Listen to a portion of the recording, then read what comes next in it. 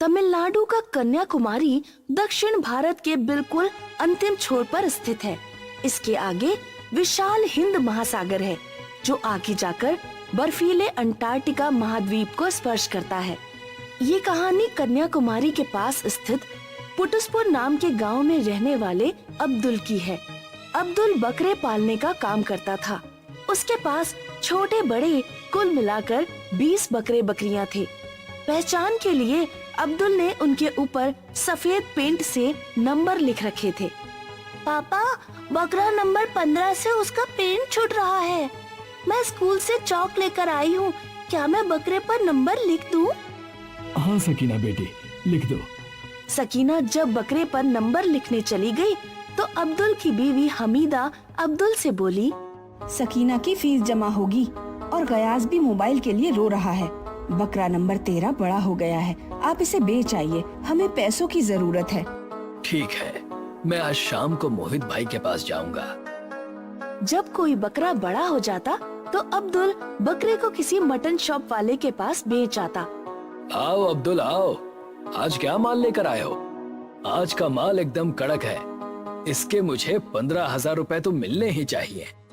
इस बकरे के 15,000 नहीं मिल सकते, ऐसे बकरे तो 7-8 हजार में बिकते हैं। फिर भी तुम जान पहचान के आदमी हो तो मैं तुम्हें 10,000 दे दूंगा, इससे ज्यादा कोई इस बकरे की कीमत नहीं देने वाला। अब्दुल ने बकरा 10,000 में बेच दिया। वो पेठे की मिठाई और पैसे लेकर घर पहुंचा। कितने में बिका बकरा? मोहित भाई ने 10,000 दिए हैं। मोहित आपको कम दाम देता है, आप किसी और दुकानदार के पास क्यों नहीं जाते? मोहित भाई अपनी जान पहचान के आदमी हैं, वो ठीक ही कीमत देते होंगे। 10,000 में सकीना की फीस और गयास का मोबाइल दोनों काम हो जाएंगे क्या? 3,000 मेरे पास है, 13,000 में दोनों काम हो जाएंगे। बच्चों को ये पेठा बांट दो। अब्दुल जब भी कोई बकरा बेचता उसे अफसोस भी होता, क्योंकि बकरे को पालते पालते उससे लगाव हो जाता था। लेकिन बेचना अब्दुल की मजबूरी थी। घोड़ा अगर घास से दोस्ती करे तो खाएगा क्या? अब्दुल का मकान बहुत पुराना और जर्जर था। रात में जब सभी लोग सो रहे थे तो तेज बारिश के कारण छत से एक बड़ा टुकड़ा गयास के पैर पर आ गिरा। गयास के पैर में बहुत चोट आई और घर की छत में एक छेद हो गया। गयास के पैर के इलाज में काफी पैसे खर्च हो गए। मैं कब से कह रही थी कि मकान की मरम्मत करा लो, आखिर लेने के देने पड़ ही गए। अब इलाज में भी पैसा खर्च हुआ जा रहा है और ये छेद भी बंद करना पड़ेगा। मेरे पास पैसे कहाँ थे जो मैं मकान की मरम्मत करा लेता? फिर इस पुराने मकान में पैसा लगाना बेवकूफी है, ये कभी भी गिर सकता है। आप किसी भी तरह पैसे कमाइए, लेकिन जल्द से जल्द नए घर का इंतजाम करिए, वरना हमारे सिर पर छत भी नहीं रहेगी। बकरे पालने के धंधे में तो कोई खास फायदा नहीं हो रहा, मुझे कुछ और ही सोचना पड़ेगा। हाँ पापा, स्कूल के बच्चे भी हमें बकरे बकरियों के भाई बहन कहकर चिढ़ाते हैं, आप कोई और काम करिए ना। अब्दुल को पेठा पसंद था। उसने सोचा, क्यों ना मैं पेठे की मिठाई बेचूं? मैं कन्याकुमारी जाऊंगा और वहाँ पर पेठे बनाकर बेचूंगा। लेकिन आपको पेठा बनाना भी तो नहीं आता। तो मैं किसी दुकान पर काम करके पेठा बनाना सीख लूंगा। पापा, आपको पेठा बनाना सीखने के लिए कहीं काम करने की जरूरत नहीं है। उस दिन आप पेठा लाए थे ना, तो मैंने YouTube पर पेठा बनाने की विधि देखी थी।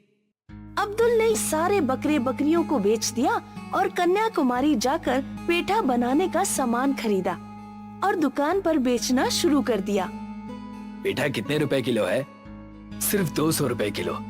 मेरे बच्चे रंगीन पेठा खाते हैं, क्या आपके पास रंगीन पेठा है? अभी तो नहीं है बाबूजी, लेकिन जल्द ही उपलब्ध हो जाएगा। धीरे धीरे अब्दुल की बिक्री बढ़ती है और उसकी दुकान शहर में अब्दुल पेठा वाला के नाम से मशहूर हो जाती है। जब अब्दुल के पास पैसे इकट्ठे हो जाते हैं तो वो अपना नया घर बनवा लेता है। बच्चों, तुम्हारी परीक्षाएं खत्म होने के बाद हम श्रीलंका घूमने जाएंगे। अब्दुल का परिवार जब श्रीलंका घूमने गया तो वो अपने साथ अपनी दुकान का पेठा भी ले गए। उन्होंने श्रीलंका के लोगों को फ्री में पेठा खिलाया। बताइए भाई साहब, हमारा पेठा कैसा है? आपके पेठे का स्वाद तो वाकई गजब है। हमारे यहाँ अली नाम का एक आदमी पेठा बेचता है, लेकिन आज मुझे पता चला कि अली के पेठे में तो कोई स्वाद ही नहीं है।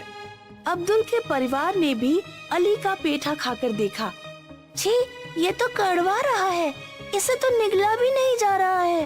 पापा, कन्याकुमारी में तो आपकी दुकान फेमस हो ही चुकी है।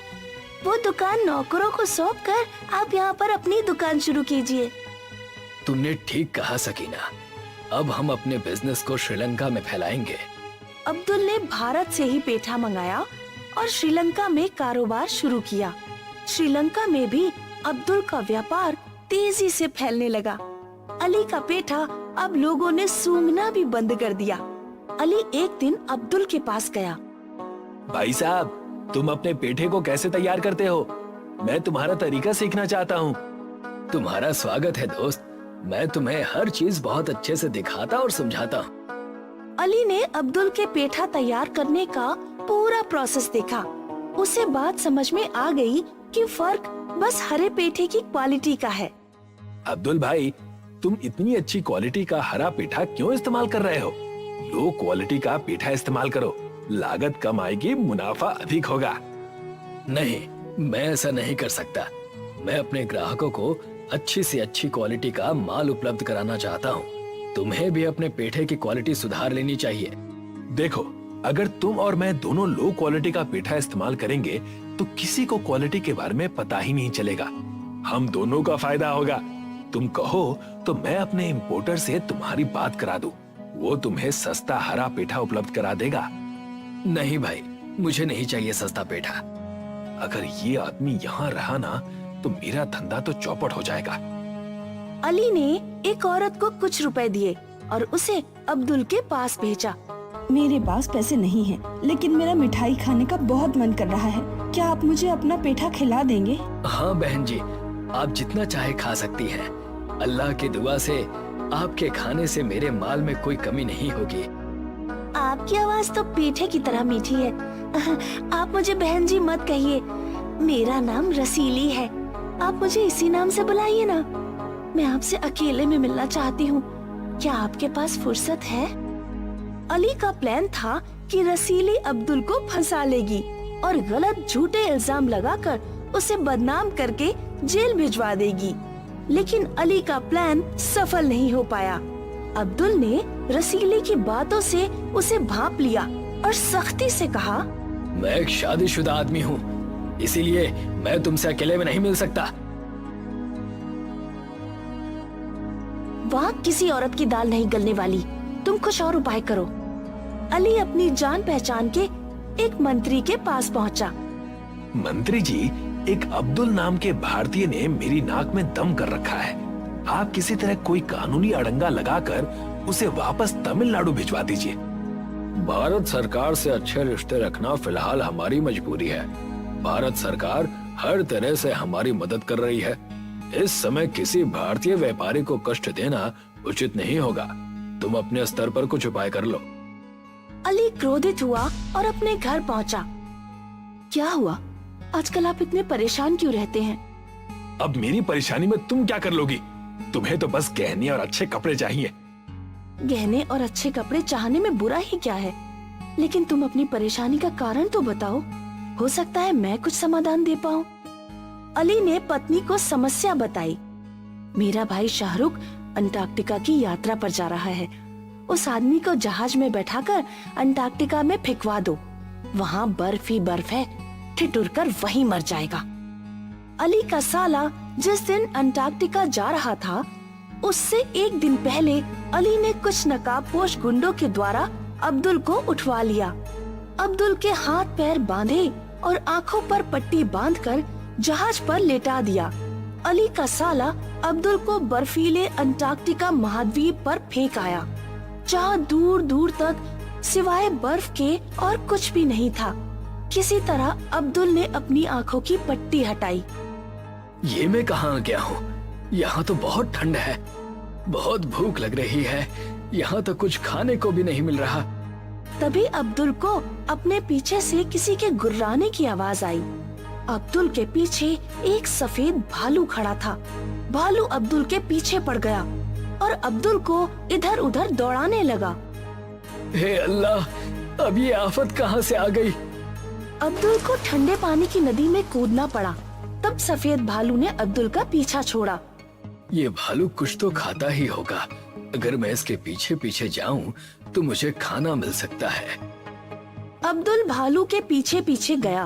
भालू एक दूसरे भालू के पास पहुंचा जो जमीन पर पड़ा हुआ था। जमीन पर पड़े भालू के पेट पर एक घाव था जिससे खून बह रहा था। मुझे उस भालू की मदद करनी चाहिए।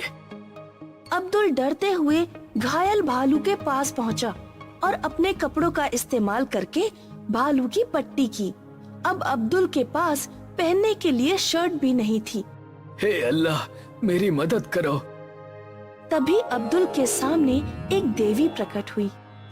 मैं बर्फ की देवी आइसनो हूँ और यहाँ के प्राणियों की देखभाल करती हूँ। हर साल यहाँ शिकारी आते हैं और भालुओं का शिकार करते हैं। तुमने एक घायल भालू की मदद की। मैं तुमसे बहुत खुश हूँ, इसलिए मैं तुम्हें एक उपहार देना चाहती हूँ।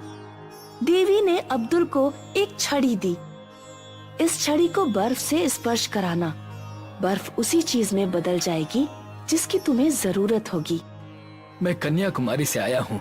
सबसे पहले मैं बर्फ की नाव बनाकर घर जाऊंगा, लेकिन घर पहुँचने के बाद इस छड़ी का कोई उपयोग नहीं रह जाएगा, क्योंकि कन्याकुमारी में तो बर्फ होती ही नहीं है। तुम उसकी चिंता मत करो। मैं हर अमावस्या की रात 12 बजे तुम्हें यहाँ से एक बड़ा बर्फ का टुकड़ा भेज दिया करूँगी। अब्दुल अपने मन में नाव का ध्यान करते एक बड़े बर्फ के टुकड़े से छड़ी को स्पर्श कराता है। बर्फ का टुकड़ा नाव में बदल जाता है।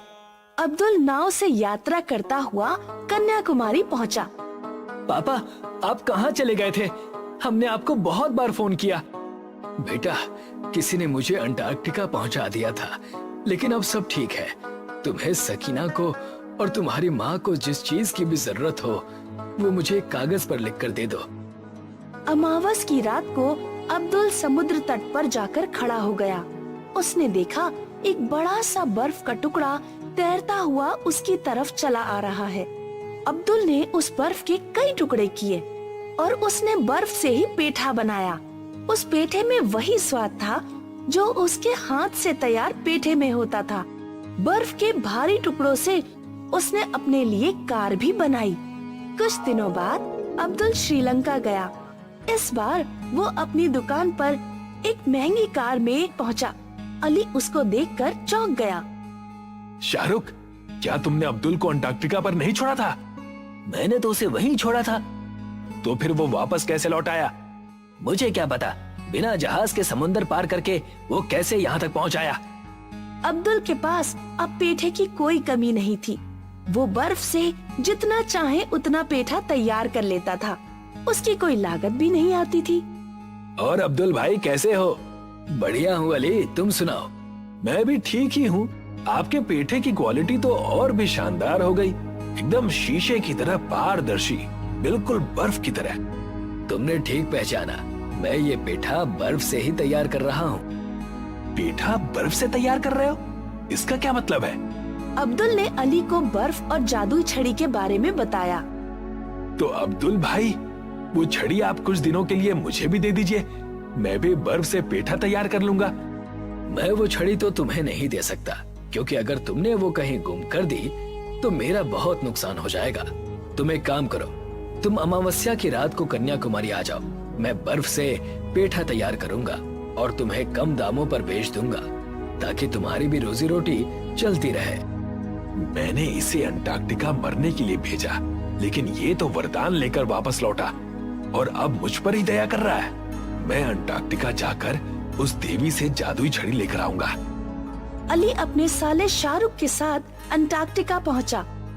शाहरुख, तुम तीर मारकर एक भालू को घायल कर देना, फिर मैं उस भालू की मदद करूंगा और फिर देवी प्रसन्न होकर मुझे उपहार देगी। फिर मैं भी अब्दुल की तरह अमीर हो जाऊंगा। शाहरुख ने भी एक भालू के पेट में तीर मारकर उसे घायल कर दिया। अली भालू के पास पहुंचा और भालू की मरहम पट्टी करने लगा। तभी बर्फ की देवी वहाँ प्रकट हुई। मैंने तुम्हारी बातें सुनी हैं। तुमने मेरा वरदान पाने के लिए जानबूझकर उस भालू को घायल किया है। तुम्हें दंड मिलेगा।